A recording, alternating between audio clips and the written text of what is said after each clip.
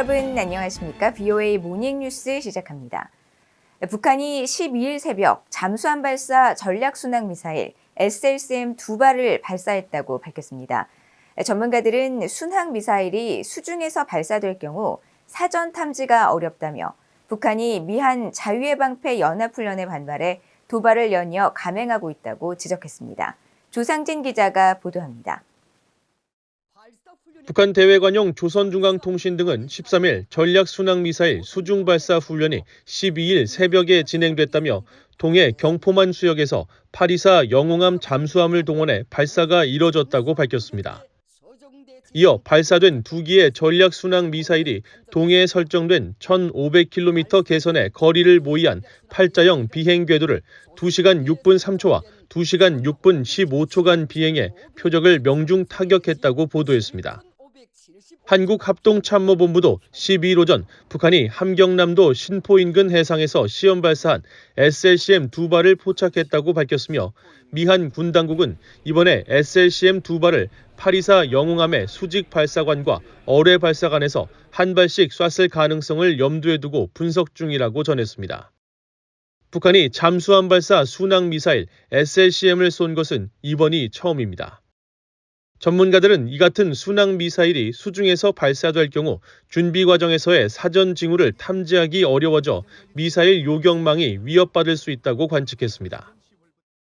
똑같은 크루즈 미사일이지만 언제 어디서 발사하는지를 모르기 때문에 만약에 핵을 탑재해서 사거리가 1,500 정도 되면 일본 내에 있는 주일 미군 기지를 타격할 수 있잖아요. 성공할 확률이 높은 거죠.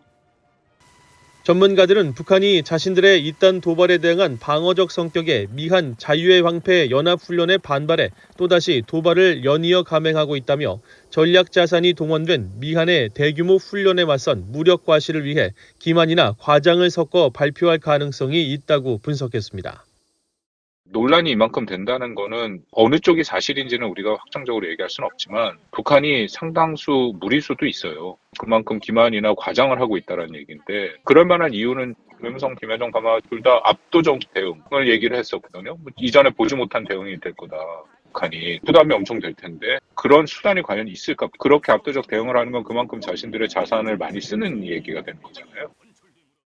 또 824 영웅함은 미사일 시험 발사용이기 때문에 SLCM이 실전 배치됐다고 보기는 어렵다는 평가도 나왔습니다.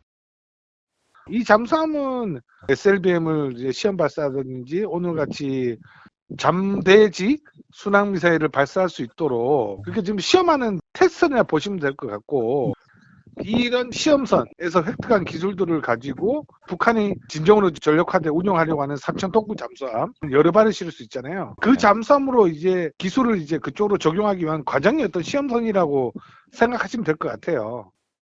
한국 정부 산하 국책연구기관인 통일연구원 홍민 연구실장은 북한이 최근 도발은 대거 동원되는 미한 연합훈련에 맞서 핵무력을 이용한 보복 타격 능력 과시를 위해 탐지와 요격이 어려운 의외의 무기체계 또는 훈련 방식을 보여주고 있다고 말했습니다.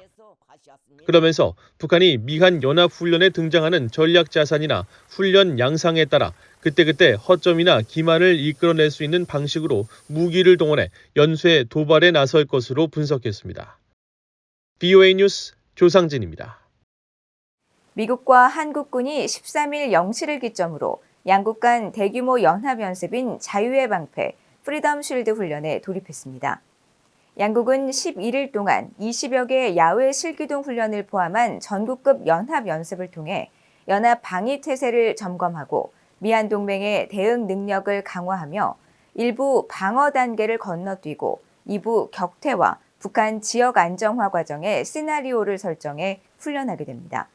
미한은 4단급 쌍용 연합 상륙훈련 등 20여 개 훈련을 집중적으로 시행해 과거 독수리 훈련 이상 수준의 전국급 연합연습을 복원할 예정이며 자유의 방패 연습과 연계해 이달 말쯤 미국 핵추진 항공모함 니미츠-5가 참여하는 연합 항모 강습단 훈련과 미한일 미사일 경보 훈련도 추진할 계획입니다.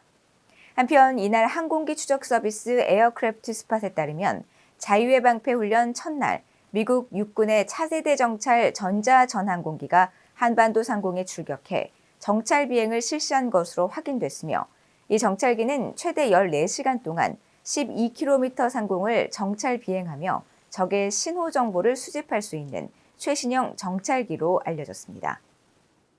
미국과 한국의 북핵 수석 대표들이 13일 전화 통화를 갖고 북한의 최근 단거리 탄도미사일과 잠수함 전략순항미사일 발사 등의 우려를 공유했으며 공조 방안을 논의했습니다. 성김 미국 국무부 대북특별대표와 김건 한국 외교부 한반도 평화교섭본부장은 이날 전화통화에서 북한의 도발에는 분명한 대가가 따를 것이며 미한을 포함한 국제사회의 강력한 대응에 직면하게 될 것이라고 강조했다고 한국 외교부가 밝혔습니다.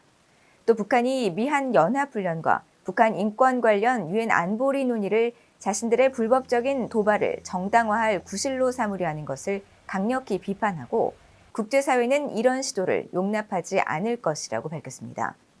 이들은 또 고도화하는 북한의 핵과 미사일 위협에 동맹의 대응 능력을 강화하는 미한 연합훈련이 중요하다는 데 인식을 같이 하고 미한이 북한 인권 실상을 국제사회에 제대로 알릴 필요가 있다는 데도 공감했다고 한국 외교부는 밝혔습니다. 미국 하원을 장악한 공화당의 국가안보관련위원회 위원장들이 북한 등 적국들이 위협 영역을 확대하고 있다고 지적하면서 미국의 동맹국들을 겨냥한 북한의 미사일 시험들을 그중 하나로 꼽았습니다. 그러면서 국가안보 강화 협력을 위해 하원 위원회들이 적극 협력할 것이라고 밝혔습니다. 박동정 기자입니다. 미국 하원의 마이클 맥콜 외교위원장과 마이크 로저스 군사위원장, 마이크 터너 정보위원장, 마크 그린 국토안보위원장 등 공화당 의원들은 9일 발표한 공동성명을 통해 최근 발표된 미국 정보당국의 연례 위협 평가에서 적들의 위협 영역이 확대된 점을 주목했습니다.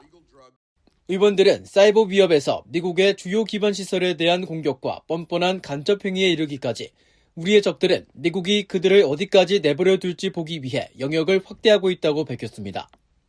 그러면서 러시아의 전면적인 우크라이나 침공과 아프가니스탄에서 벌어지는 탈레반의 권력 장악에 따른 알카에다의 자신감 증대, 극단주의 이슬람 무장단체 ISIS의 재건, 중국 공산당의 지속적인 스파이 행위와 사이버 침입, 군사력 증강과 급속한 핵 확장, 그리고 미국 동맹국들을 겨냥한 북한의 미사일 시험을 지목했습니다. 의원들은 특히 중국 공산당이 목표 달성을 위해 사용하는 전술이 전적으로 그들에게 유리하게 작용하는 것은 아니라는 점이 이번 위협평가에서 분명하게 드러나면서 미국은 전환점에 놓였다고 밝혔습니다. 이어 중국 공산당을 과소평가해선 안 되지만 우리 정부가 신속하고 통합된 방식으로 행동한다면 미국은 여전히 중국 공산당과의 경쟁에서 승리할 수 있다면서 우리 위원회들은 이런 위협에 대처하고 국가안보를 강화하기 위해 계속 협력할 것이라고 강조했습니다. 앞서 미국 국가정보국장실은 8일 공개한 미국 정보당국의 연례위협평가 보고서를 통해 중국이 우크라이나를 침공한 러시아와의 협력을 유지하는 한편 군사력을 계속 증강할 것이라고 평가했습니다. 또 북한에 대해서는 영내 안보 환경을 자신들에게 유리하게 재편하고 사실상 핵보유국 지위를 강화하기 위해 공격적이고 불안정을 야기할 수 있는 행동을 주기적으로 이용하면서 미국과 동맹국을 겨냥한 핵과 재래식 역량을 꾸준히 확장하고 강화하기 위한 노력을 지속하고 있다고 평가했습니다. As it continues its efforts to steadily expand and enhance its nuclear and conventional capabilities, targeting the United States and our allies, periodically using aggressive and potentially destabilizing actions to reshape the regional security environment in its favor and to reinforce its status as a de facto nuclear power. VOA 뉴스 박동정입니다. 한국 정부가 일제 강제징용 피해자 배상에 대한 해법을 발표하고 일본이 호응한 데 대해 미국 상원 의원들은 초당적으로 환영했습니다.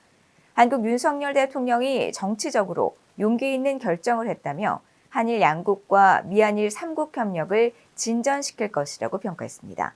이조은 기자의 보도입니다. 미국 상원 외교위원장인 민주당의 밤 메넨데즈 의원은 한국 정부의 이번 발표를 크게 환영했습니다.